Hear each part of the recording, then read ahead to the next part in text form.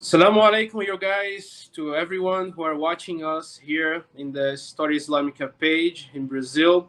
We are delighted today to receive our guest, Professor Jonathan A.C. Brown, to talk about a subject that many of you have been asking from, since the beginning of our page 10 years ago.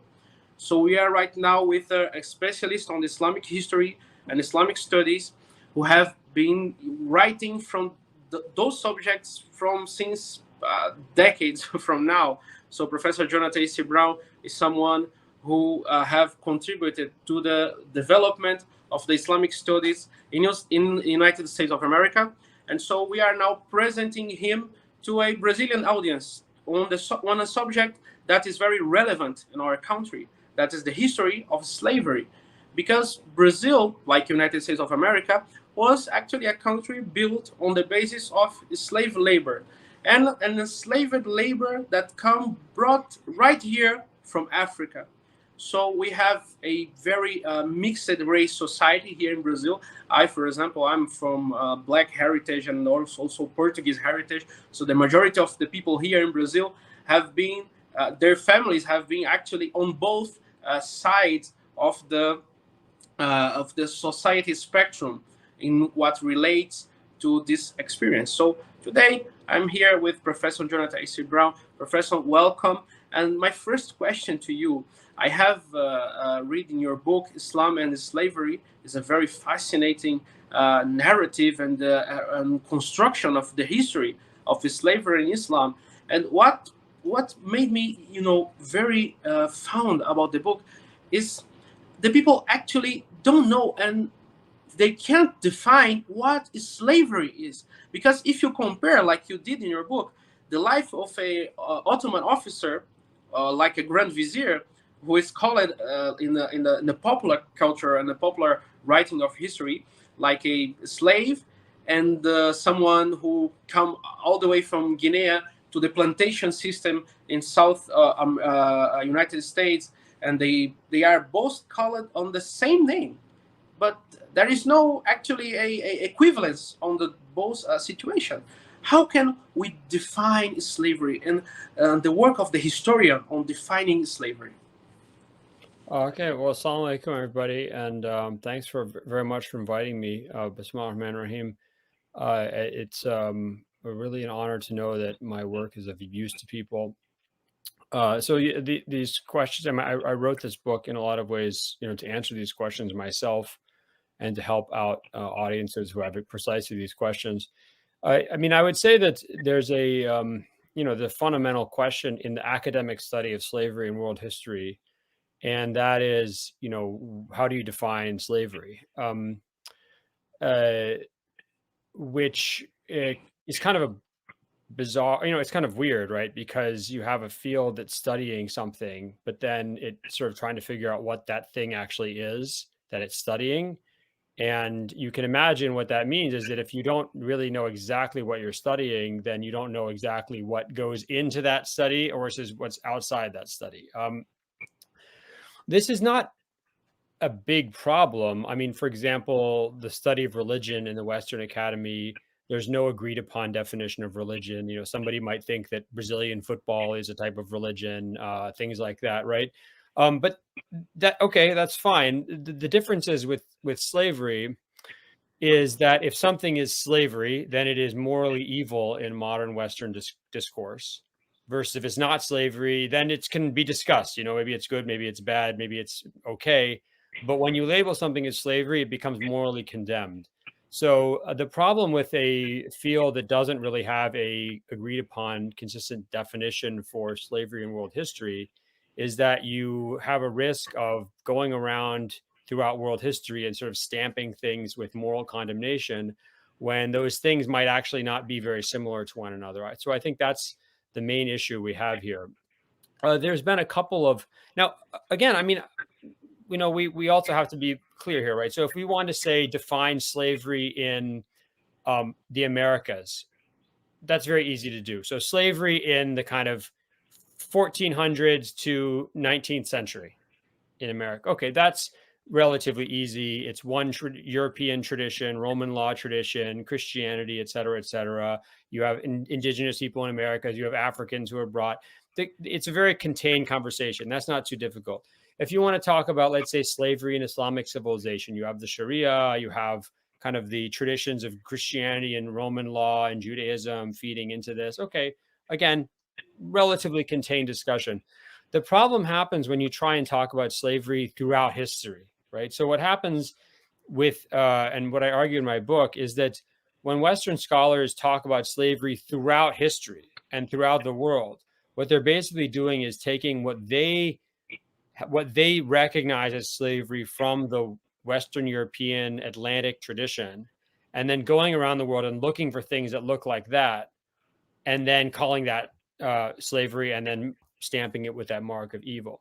The problem is, though, right, that how do they actually define slavery? They would say, for example, there's a couple of different definitions. One is kind of slavery is when someone is property.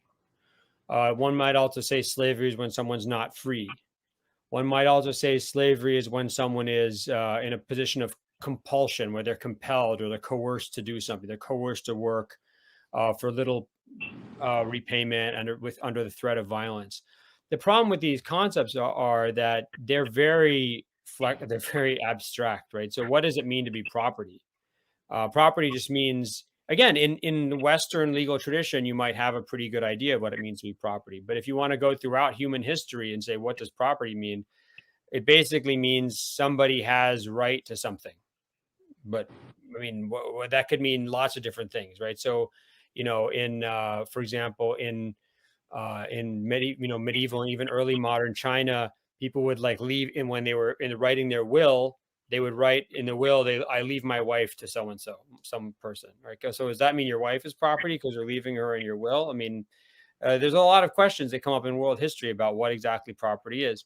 Same thing if you want to talk about freedom. What is freedom? I mean, freedom is, the ability to do what you want, except what you're not allowed to do. But that's so what's the difference between a slave and a free person? Is a free person can do what they want, except what they're not allowed to do.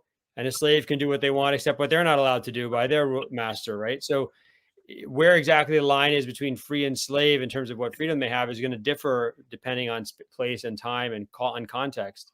So it becomes really hard to define in world history what slavery is.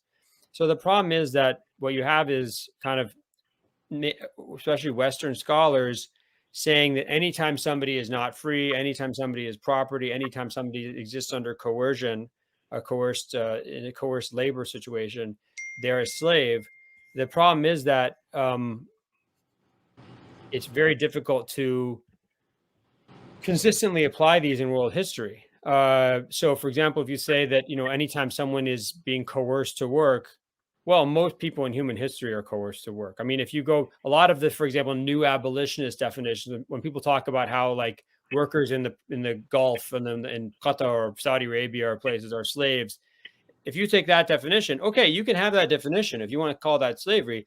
But if you take that and you project it backward in history, I mean, not only the slaves are in Brazil would be slaves, but also the workers and the owners and the wives of the owners of the plantations would also be slaves. So these definitions, if you project them backward in time, they end up sucking up lots of people that we would not want to go back in time and say they are slaves. We would think of them as free. Similarly, if you say that, anybody is slavery is when someone's property or not free, then, as you said before, the whole senior administration of the Ottoman Empire in the 1500s and 1600s were slaves. They were property of the Sultan. They were not free. They were officially slaves under the Sharia, but they were the most powerful people in the empire, except for the Sultan. They were rich. They were powerful. They married the daughters of the Sultan, and they got their cousins' jobs and their kids' jobs, and their kids became the Grand Vizier, and their cousins became the Grand Vizier, and they made their cousins, the patriarch of this church or that church. So to say that person who's one of the rulers in the empire is in a situation of moral evil, similar to somebody who's working on a sugar plantation in Brazil in 1700 and being whipped and their babies are taken away from them and they die and they're just thrown into the water in the garbage. I mean, to say these two things are similar, that's just not accurate, right? But if you just say anytime slavery is someone being unfree or property, you end up unable to distinguish between these two conditions. So the argument I make in and just for those of you who are looking for some kind of summary on this, right, is that we have to be very careful, because the way we talk about slavery today, we think of it as this kind of transhistorical moral evil, and every time something is labeled as slavery, it's evil. But what we end up doing then is taking a lot of different relationships, some which are not nearly as bad as others, and some are which are not bad at all, probably, and labeling them all according to our judgment about slavery in the Americas, like in Brazil or the United States, which we justifiably condemn. But it's not really accurate to characterize lots of other examples of this, of different relationships in human history, and say that they're the same, either morally or even in terms of their other features, as what we saw in the Americas. Yeah, and I doubt that even many people that are in the field of Islamic studies, they start to have is uh, when did slavery in Islam begin? Because some even Muslims apologetics, they try to portray the image that, oh, Islam came and abolished slavery at any forms, and because it's a moral evil, and if it is a moral evil and it's allowed in the Islamic law, in the Sharia law, so it's automatically something that is evil and it's allowed by religion. So what is the difference between the many and various forms of slavery, and when did the slavery begin in the history of Islam and Islamic civilization? Did it started with the Prophet? And for example, many people, they cannot divide when something is called Islamic slavery or Arab slave trade, and the other form of slavery that have been existed in previous time on those lands. For example, we have the Arab slave trade in Egypt, but slavery never ended in Egypt before Islam. And when you can call it Islamic slavery, just because the people started to speak Arabic or they converted to Islam, or for example, the Visigoths, the Visigoths, they were a kingdom based upon slavery. They brought many Slavs from northern Europe and other areas of Russia to work on the fields on the Visigothic kingdom. So when did the slavery that was practiced there on the Iberian Peninsula suddenly turned to Islamic slavery? So this is the questions: when did it begin,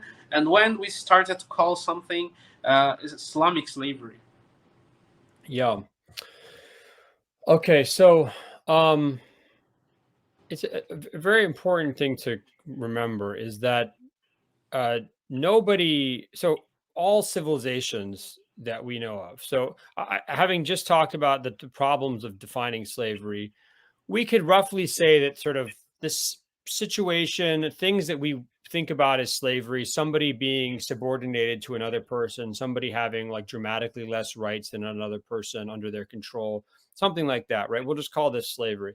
So every civilization in world history, and most societies in world history have had slaves. And no society that had slaves, which again are most societies and every civilization in human history, none of these ever suggested or even considered the possibility of abolishing slavery until the 1700s, right? And really until the late 1700s, and really until kind of the 1800s, right? So this is really important to keep this in mind, because a lot of times there's this idea that, you know, Muslims, it never occurred to them to abolish slavery. And then the Europeans, they became enlightened and they realized slavery was wrong and they abolished slavery. And then they kind of went around the world and tried to convince other people to be moral too. And eventually Muslims were like, okay, we'll be moral as well. We'll get rid of slavery. This is a very inaccurate, very, very inaccurate narrative. I mean, first of all, as I said before, think about this. No society that had slaves thought about abolishing slavery until the 1700s.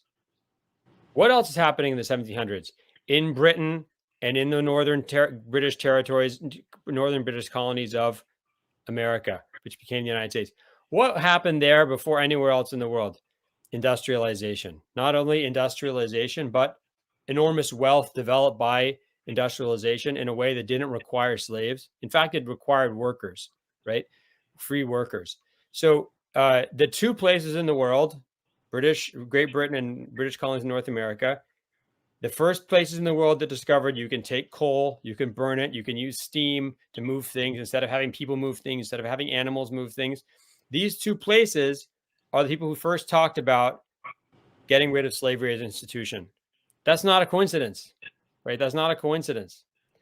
Humans before hadn't done this. No one had, it had not occurred to anybody. It would be like saying, if you went back to the 1200 or 500 AD and said, let's get rid of slavery, it would be like being like, let's get rid of like school or something. It wouldn't make sense. I mean, think about this. Imagine in like 100 years, if we have AI and you don't need to memorize things anymore because you have like an AI device in your mind, which immediately, like, it's like a Siri in your mind, right? And if you remember something, it just draws it from the internet or something, right? And we'll look back and be like, huh, it's so weird that people had like school and they memorized things.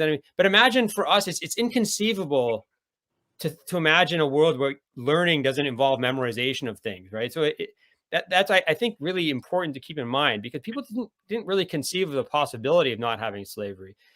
As Aristotle actually says in his book on politics, he has an extremely prescient statement. He says, there will be slaves until looms. Looms are like the things that minwal in Arabic. It's like when you weave cloth on a loom. It's like you see these things. It's like this big machine for weaving.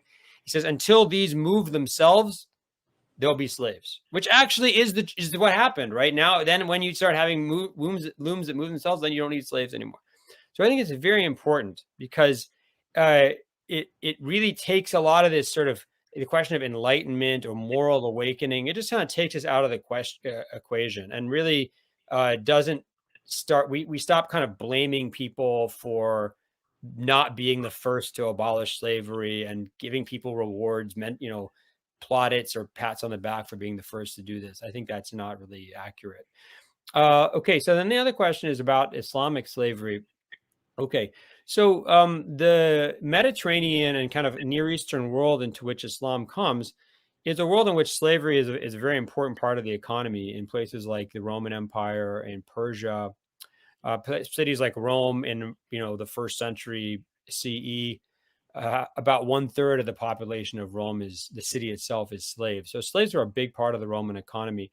When you look at a place like Arabia at the time of the Prophet,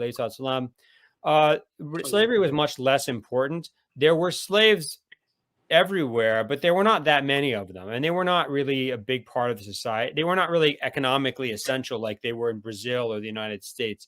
They were like people that would help you, kind of like servants, right? And mostly they were captured in raids, and mostly they were actually others. The biggest group of slaves in Arabia at the time of the Prophet were actually other Arabs. And then the second largest group would be Ethiopians. And then the third largest group, probably Persians. Again, people mostly captured on raids were bought from slave dealers, but they were not really that important in the economy.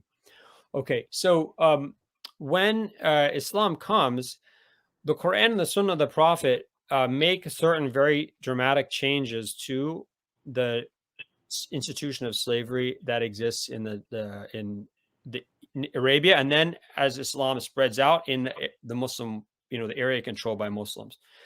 One is that it gets rid of the Quran and the Sunnah get rid of debt slavery. So debt slavery was in world history probably the main route into slavery. I borrow money, I can't pay back the person I owe money to, so I have become the slave of that person.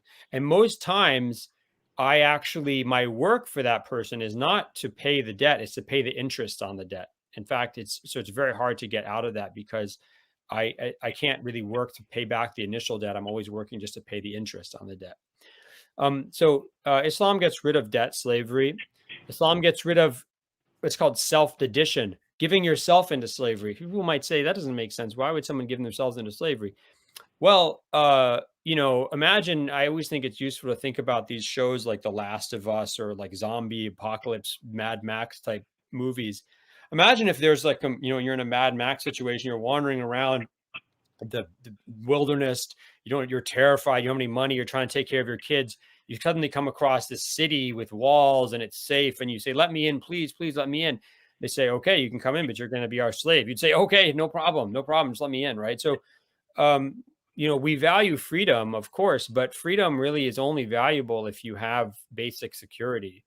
And so a lot of times in human history, whether it's medieval Europe or the ancient kingdom of Israel or ancient Near East, people would give themselves into slavery. They would give their children into slavery.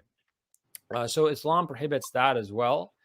In fact, the only way that you can become a slave in Islamic law is by being a non-Muslim outside the Muslim state who's captured in warfare. Or Muslims can just buy a slave from somebody else. But if you to become a slave, you're a non-Muslim outside the abode of Islam captured in warfare. So one of the things that the Quran and the Sunnah do is that they restrict the ways into slavery to this one route, which is capture of non-Muslims outside the abode of Islam.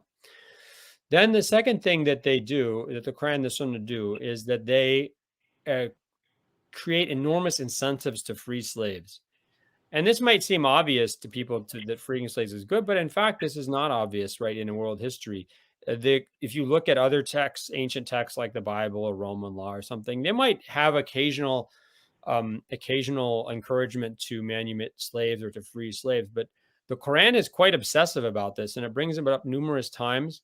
It ties it to not only it's a deed done by believers, but it's also a deed you have to do if you commit certain sins, if you break certain oaths, if you kill someone accidentally, in addition to paying the person's family and compensating for them for the death, you also have to free a slave.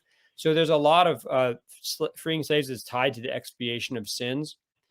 And the Sunnah of the Prophet ﷺ makes it extremely clear the rewards you receive for freeing slaves. So, in fact, if you look at the Quran and the Sunnah of the Prophet, or just the Quran, or just the Sunnah of the Prophet, or together, I don't know of any texts that are so obsessed with emancipation that make clear the impetus for emancipation. And so there's this, one could say, well, why don't they ban slavery? As I said before, banning slavery was really not conceivable until the period of industrialization. Okay. Finally, I would say that another feature of slavery under Islamic civilization is that instead of having male slave owners having sex with their female slaves, and then the child is illegitimate, or the child is a slave, or illegitimate and a slave, right? And kind of excluded from the family or whatever. In Islamic law, from the very beginning, if a male has a child with his female slave, one, he can't sell the female slave after that. Two, the female slave becomes free after he dies. And three, most importantly, the child born of that union is a free Muslim in good social standing. So that person is the same standing as someone born of the free wife. And so you look at, for example, the Abbasid caliphs. Most of the Abbasid caliphs they're born from slave women, and almost all the Ottoman sultans, I think maybe except one or two, almost all the Ottoman sultans are actually also born of slave women. So unlike, let's say, in America, like Thomas Jefferson, the third president, he had children with his female slave, and those children were slaves, and they were considered black, and they were considered a lower class people who were never going to be part of the elite in the United States. Eventually, he freed them. But if Thomas Jefferson were Muslim and America were a Muslim society at that time, his children would be like the children of, like, for example, John Adams, the second president of the United States. His child, John Quincy Adams, became the president later on. So you could have had Thomas Jefferson's child born from his slave woman, who looks like a mixture between an English guy and some kind of African person, right? So maybe he has darker skin. That person could have been the president as well, right? So that's a big difference between Islamic slavery and slavery in other parts of the world. Obviously, there's a lot of diversity of slavery in Islamic civilization, because Islamic civilization is a very big place over many centuries. But I'd say that there are a few characteristics that you can find pretty much everywhere. One is this extreme encouragement to free slaves, almost obsession with freeing slaves. So even if you have a slave, you'll always be freeing them. Maybe you'd buy another one, but you'd constantly be freeing them, right? And the second one is that the child born of a union between a slave woman and her owner is free and in good social standing. And the third is that what this creates is what the famous African historian Ali Mazrui called ascending miscegenation. Ascending miscegenation. So whereas in the U.S., like with Thomas Jefferson, if you have a child between a white slave owner and his black slave, that child is going to go down into the slave population and into the black population. So it's not white and it's not free. Whereas in Islamic civilization, the child born of that union would go up into the free population and the kind of socially recognized, unproblematic, right? So there's not, the way you look doesn't determine what your standing is. Because if, let's say, you're walking down the streets of Cairo in 1500 and you see a guy who has really dark skin, that could be a slave, or it could be the son of the ruler of the country with his black female slaves, and the guy is like one of the most powerful people in the country. So what it means is that there's not really a and sometimes people ask, like, well, why isn't there an abolition movement in Islamic civilization like there was in in Brazil or in the United States or anything like that amongst the slave population? Why wasn't there kind of a lot of slave rebellions like in Bahia or in Jamaica or other places? And I think the reason is that people didn't really feel why do slaves rebel, right? They rebel, one, if they're being treated really terribly. Two, they rebel if there's a lot of them and they're together, like in a plantation situation, right? So there's a lot of them. There's not that many white people. Once you kind of overpower those white people, you actually might have success in rebellion. And third, you have to have no hope, right?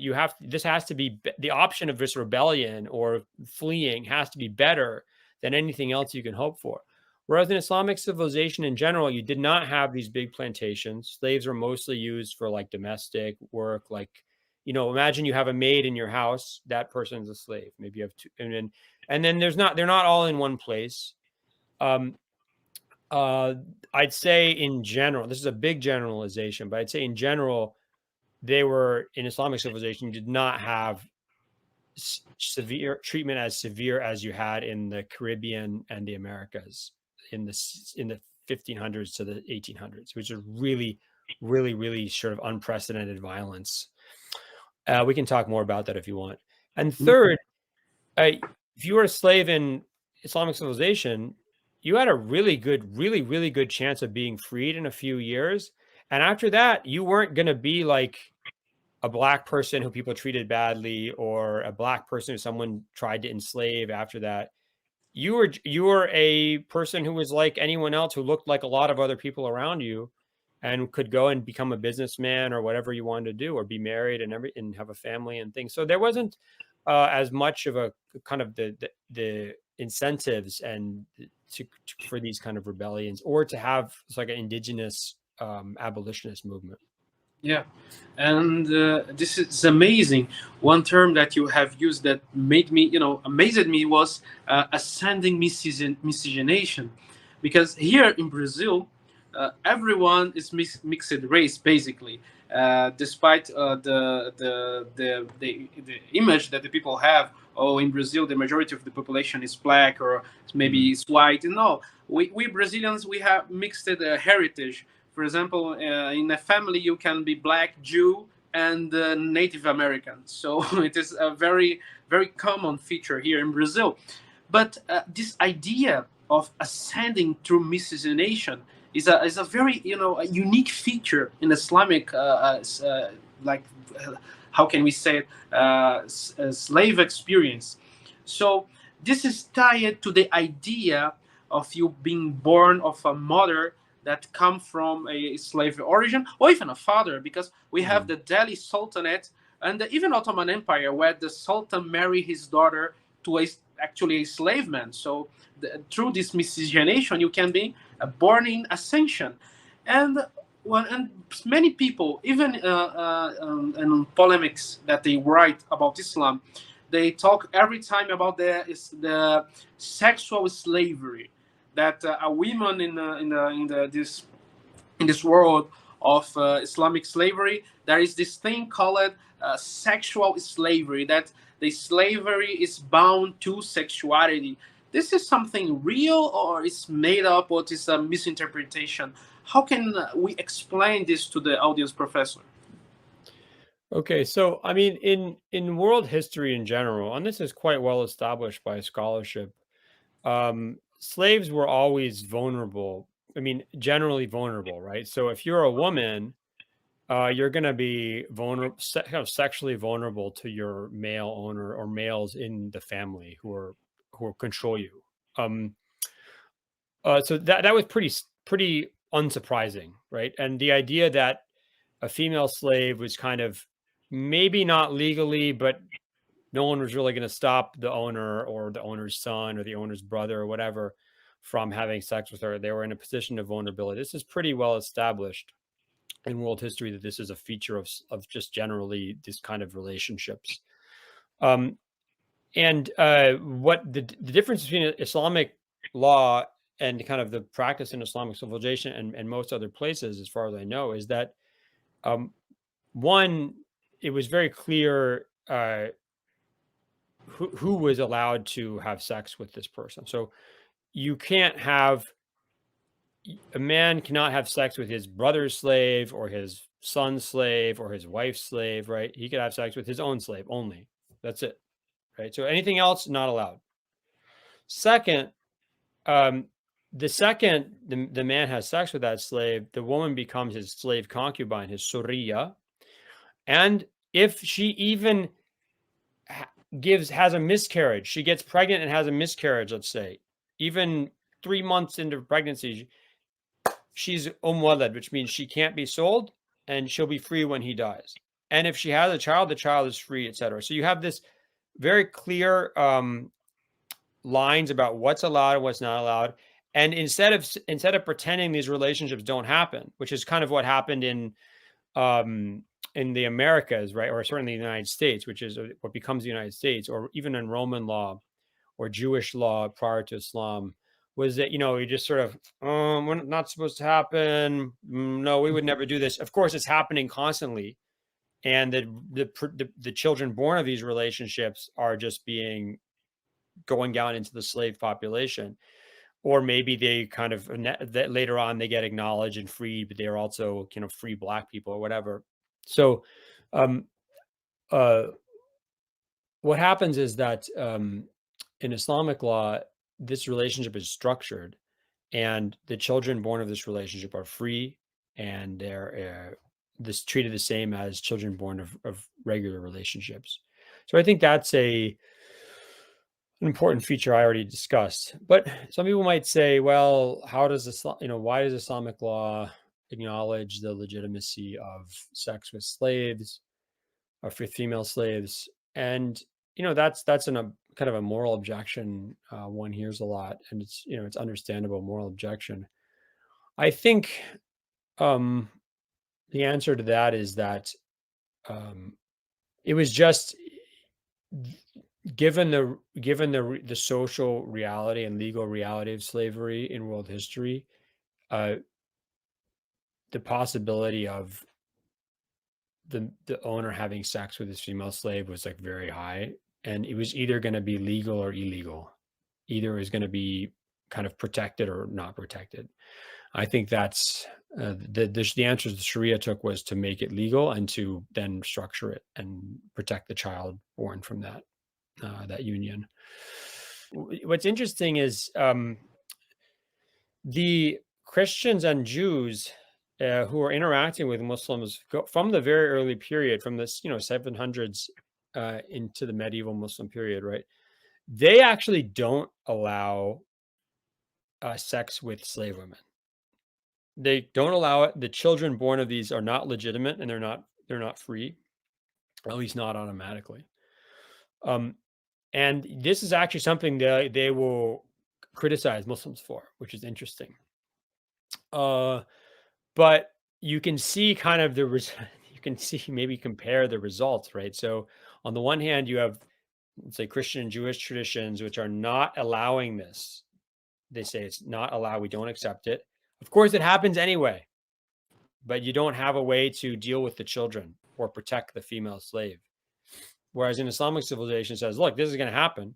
So let's have the woman become someone you can't sell, who becomes free when you die, and the child is legitimate and free.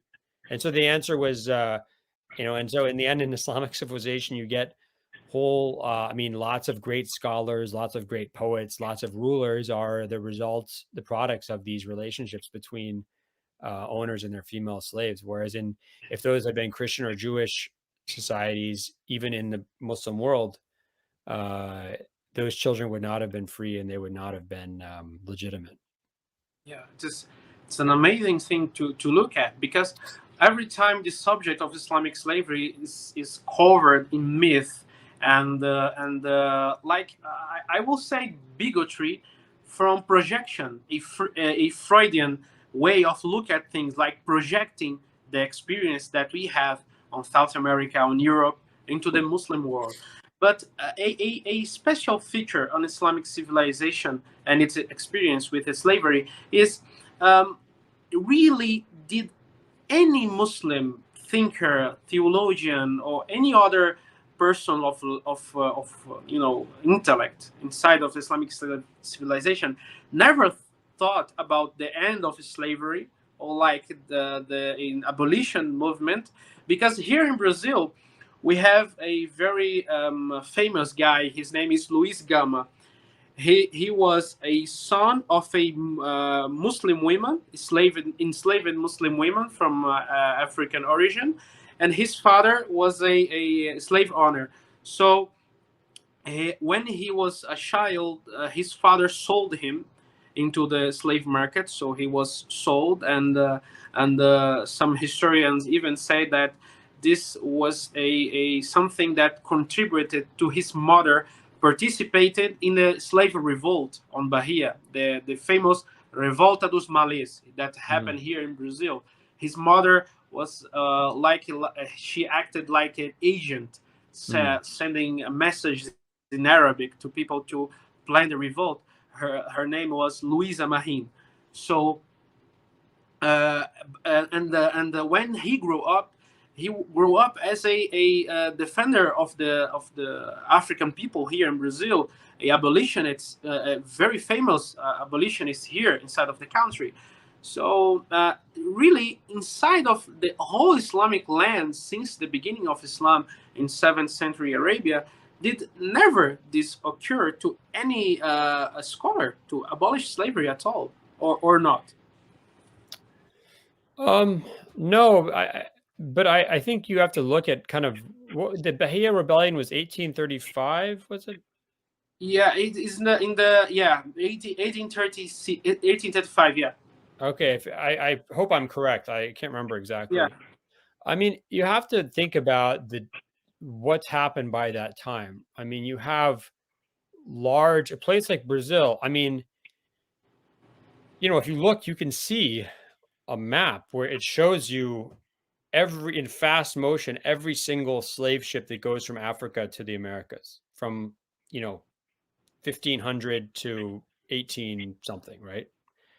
And the vast majority go to Brazil and the Caribbean. I mean, North America was like a sideshow compared to Brazil, which was really the core, the most populated by slaves.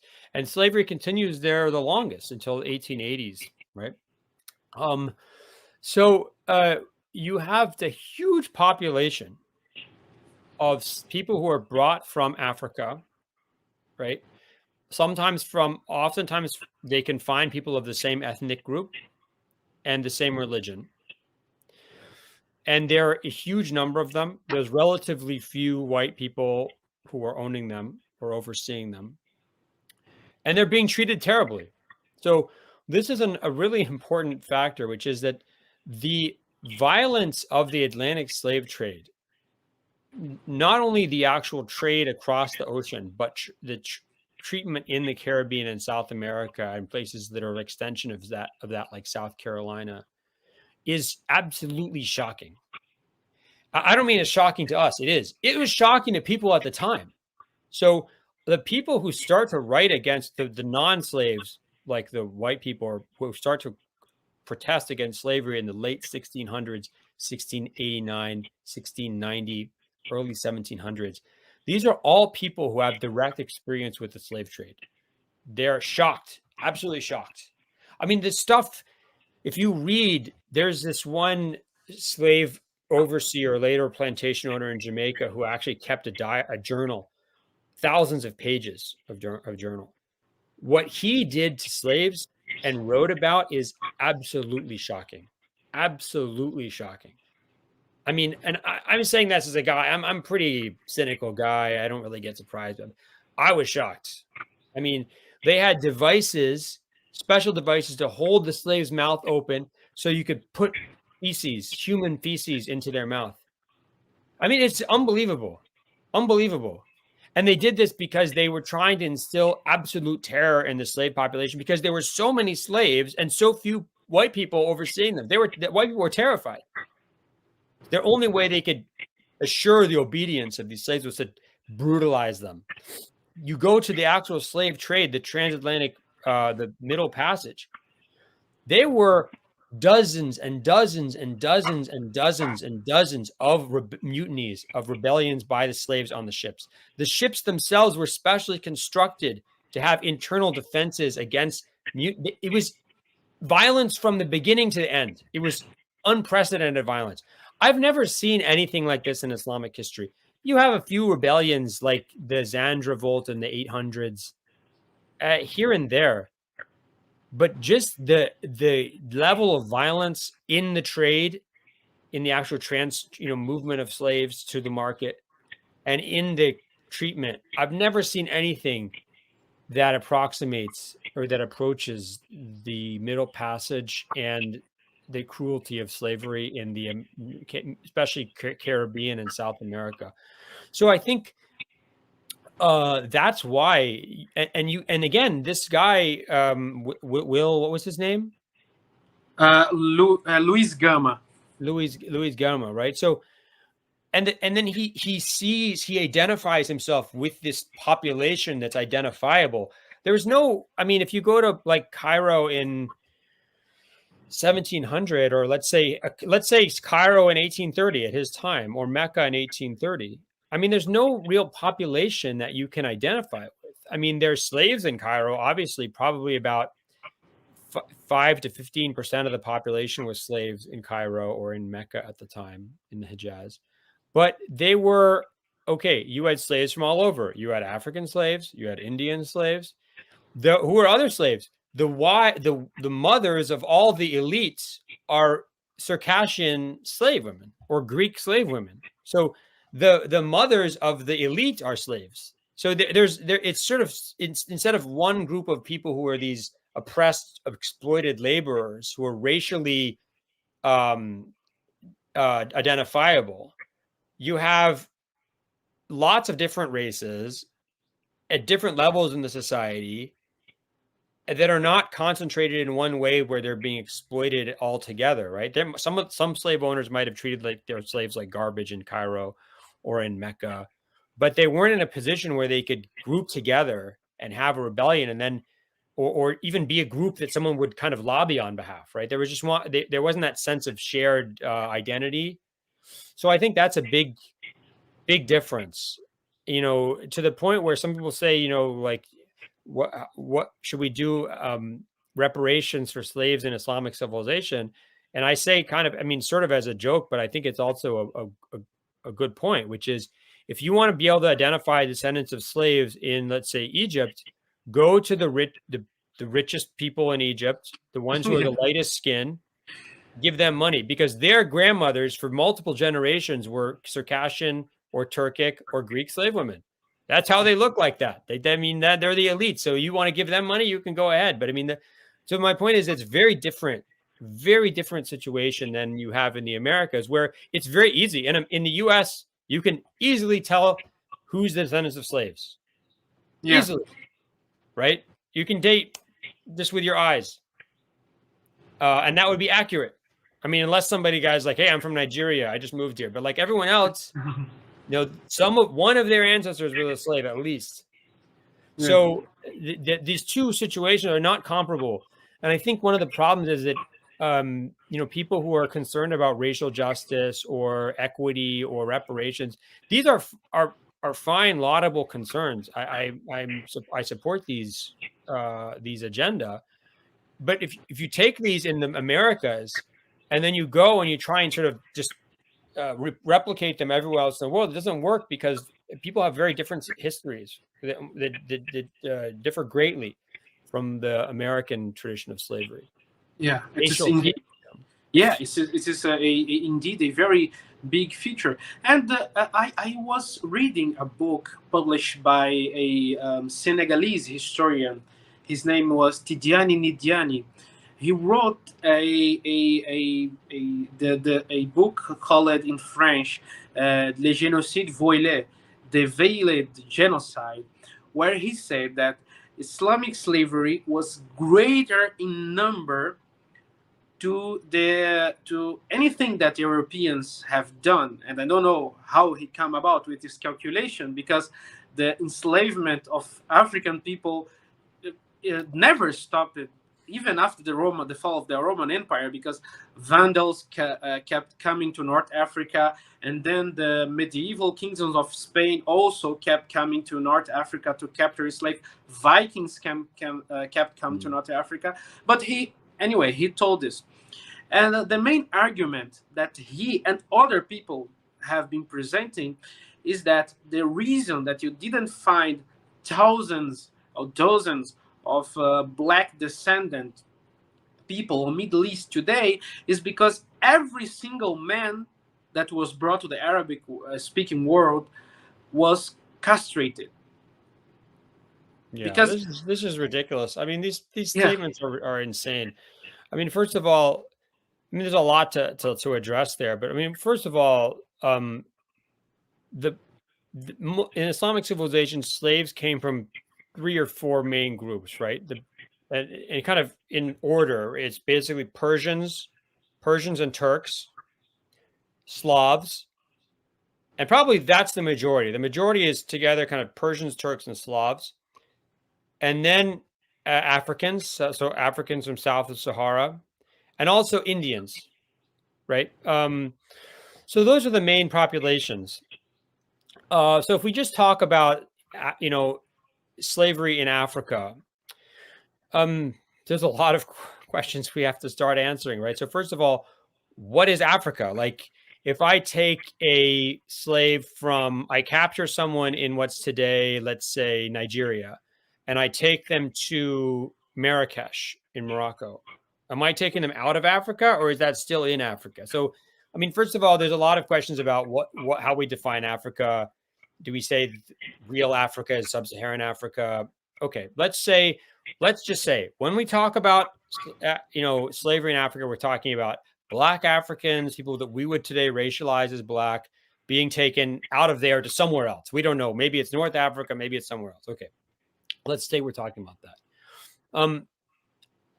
It's very hard to calculate numbers, but I'd say, based on my estimates, and this is a real generalization, somewhere between 12 and 15 million people were taken from 700 to about, let's say, 1850,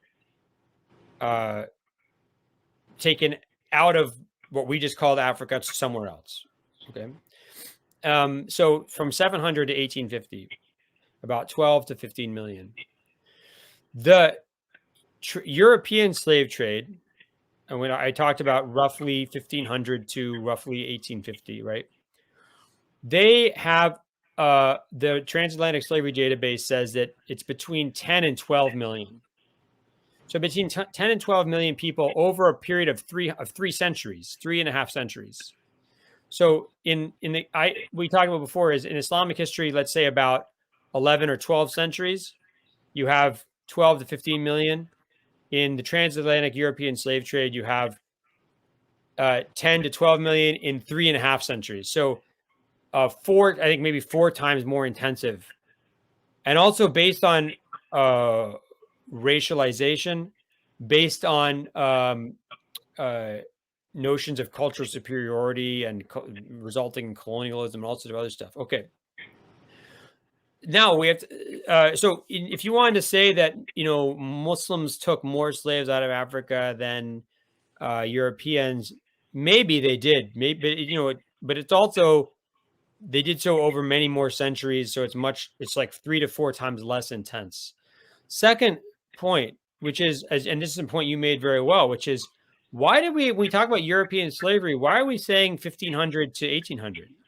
I mean, Romans were buying slaves from Egypt, from Nubia or Ethiopia in 0 BC. We love to talk about Westerners. We talk about Rome as part of Western civilization. Go downtown Washington, D.C., all the buildings look like Roman temples. So we love to claim the accomplishments of Roman civilization, but why not? Why don't we accept the negative deeds as well, right? Yeah. So why don't we talk about the European slave trade over 2,000 years? Yep. As opposed to just 3.5 centuries. So we don't know the actual numbers. The third question, real question this brings up is, where are the boundaries of all this? I mean, a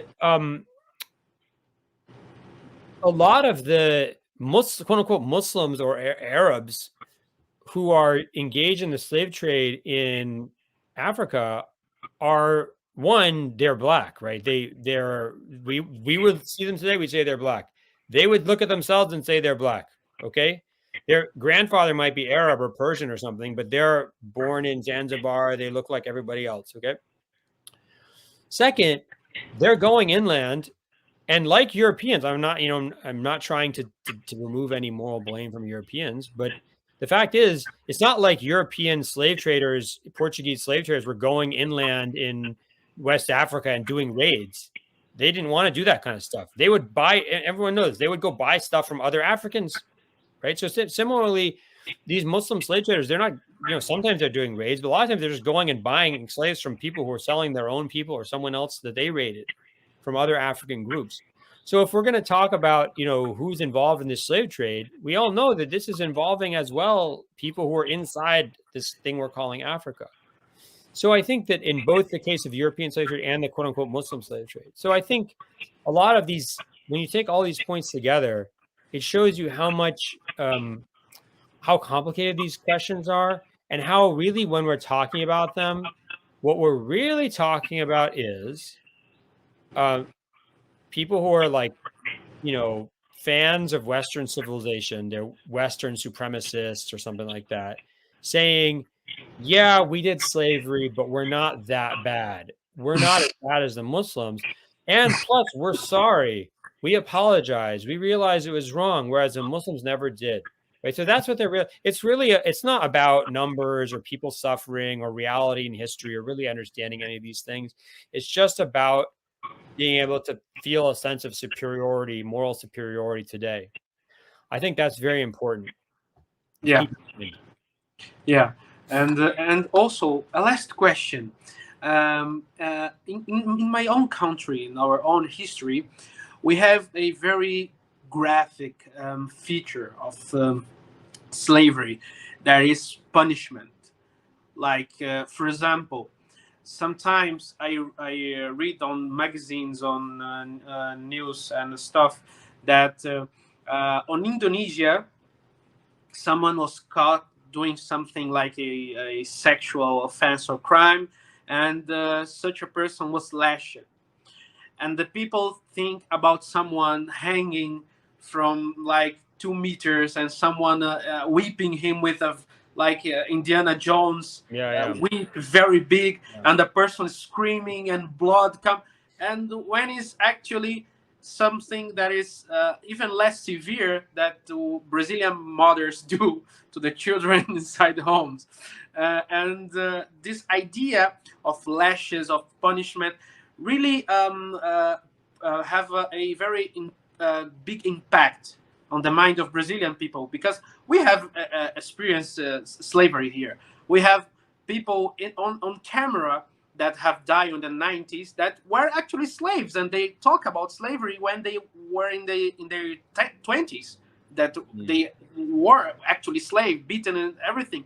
So in Islamic civilization, and especially on Islamic law, um, where do the beating and the punishment for in the slavery enter? And it's the master allowed to do, or when slavery was practiced, is the master allowed to do anything with the slave, and beating and cutting maybe his hand or something for a bad deed, like something like that? Yeah. It's just allowed in Islamic law, something like Yeah. this. I mean, I think,